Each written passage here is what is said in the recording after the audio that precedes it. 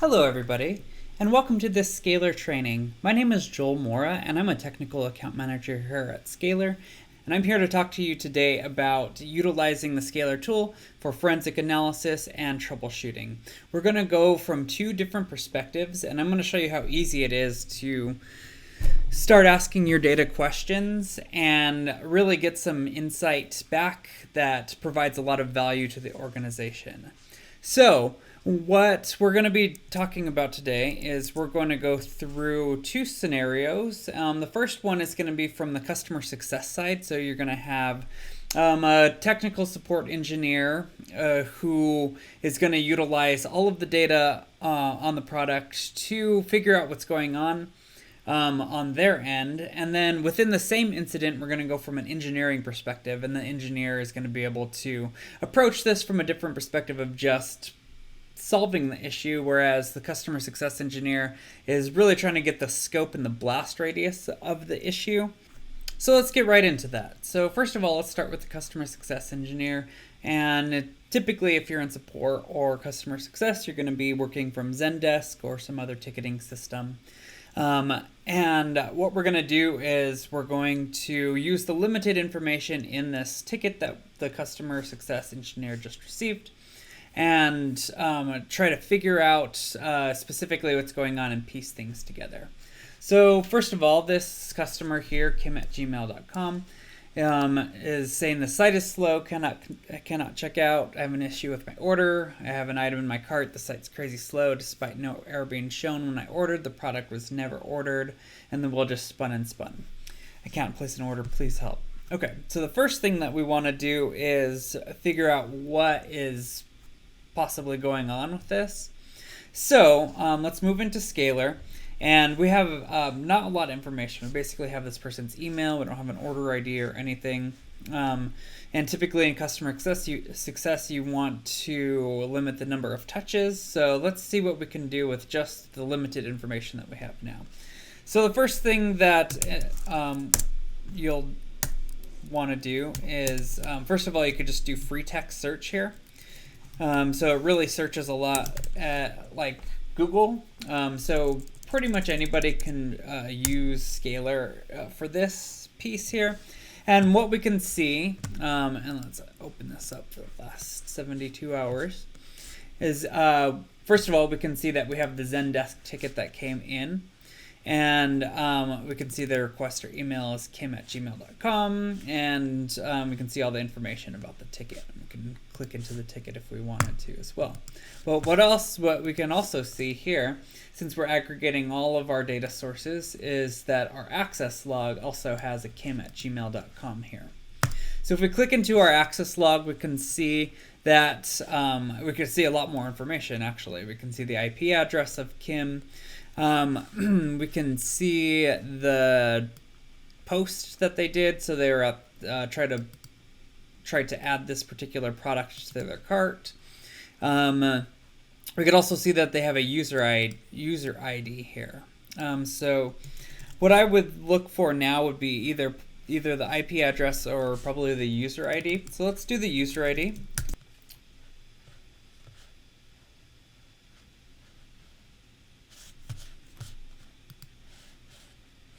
So the first thing that we could take a look at is the severity field. And what we could see here is most severities are 3, which is information, but this one's a warning here, which is 4. So one thing we could do is just severity is greater than 3. And then this is going to give us a few logs in our app server log. And we actually have some errors here. So invalid cache detected for this particular user. And it looks like they made a few different requests in the last 24 hours. So what we can do is we can click on one of these requests, which will then take us to a search, and this was in 24 hours, so let's just expand that out. And we could see at this particular time, this particular request went through. So it started with the web server log, went through the app server log, we have an error in the app server log, and then it continues on. And what we can see is this error is invalid cache detected for this particular user. So that's probably the issue that they hit. So we have a little bit of, so we basically kind of know what's going on, and this is probably something that we would want to escalate to engineering. But what we want to really get as the customer success department is the scope of this error.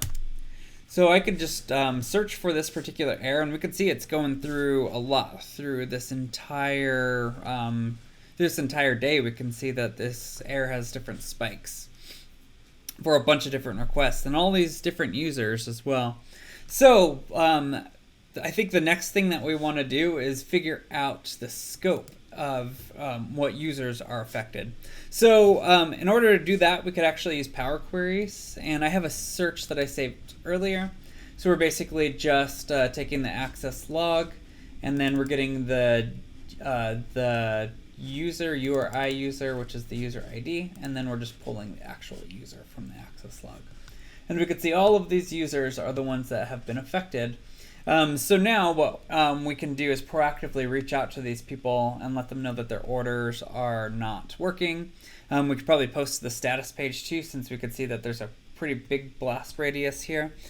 So now that we've gone through the customer success scenario, the next thing that we're going to go through is the engineering scenario. So from the customer success perspective, we want to get the blast radius of the issue. We want to alert users proactively, and we also want to resolve the ticket that came through. From the engineering perspective, we want to be alerted of the issue as soon as it happens. We don't want customers to be alerting us of the issue. We want this to be automated and system driven, and we want to resolve this as quickly as possible to minimize the downtime on your site.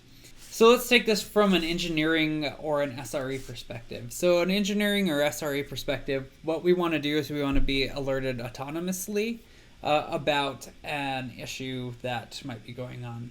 So in this case, we have an alert set for high latency, so delays over 7.5 seconds. And so this is the alert that came through, and what we can see is that we had a few events that triggered this particular alert, and what we're going to do is just move into this alert that triggered.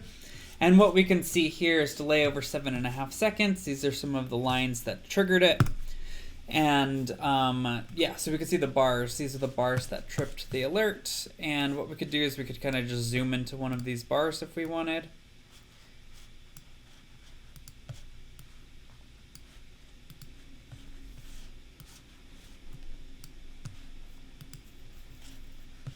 And then what's nice about Scalar is we're looking at these metrics, but they are derived from logs, so they have all the contextual information behind them. So what we could do is we can show logs here, and what we can see is basically time ms is greater than 7.5 seconds, and it's going to show us all the logs for that. The other thing that we do have as well is the web server dashboard.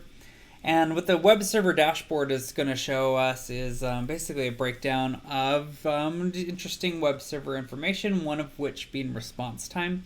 And we can see here that the P99 response time is spiking almost at a cadence, it looks like. So something might be going on with that. So if I zoom into one of these spikes, and then I just zoom into one of these, here we could get a lot of statistical information around this. The other thing I could do around time ms here is I could get the distribution of values as well. So what we could see is for all the time ms values, we can see that the majority of them are under a second. But then we also see there's this tail end here where the P99 is like a minute. So what we can do here is we could just do time ms is greater than maybe 12,000, and let's take a look at those responses.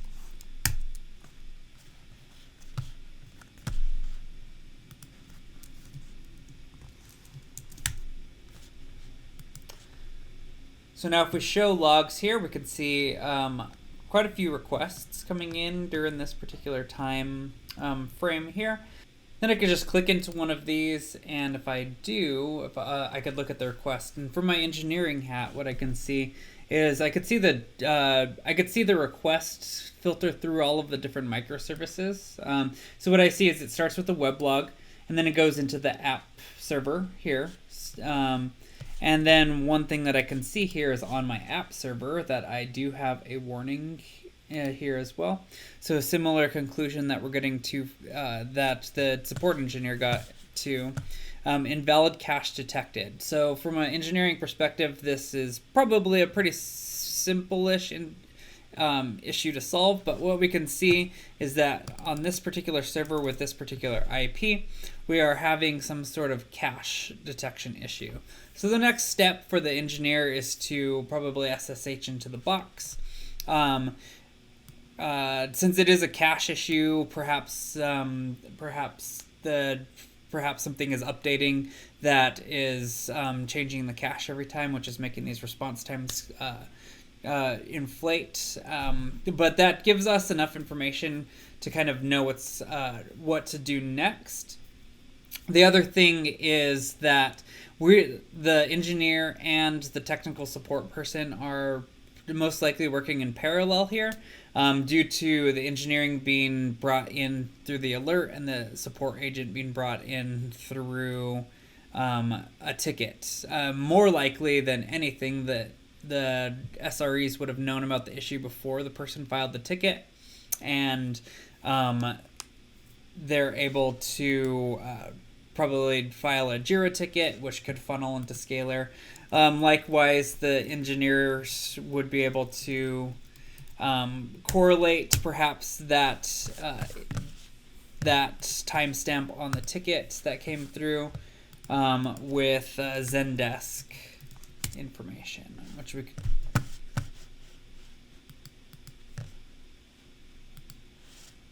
which we can see here. So the fact that all this data is streaming into the system here gives everybody kind of a single pane of glass view into everything. So that is basic troubleshooting within Scalar. My name is Joel Mora, and I'll see you in the next one. Thanks.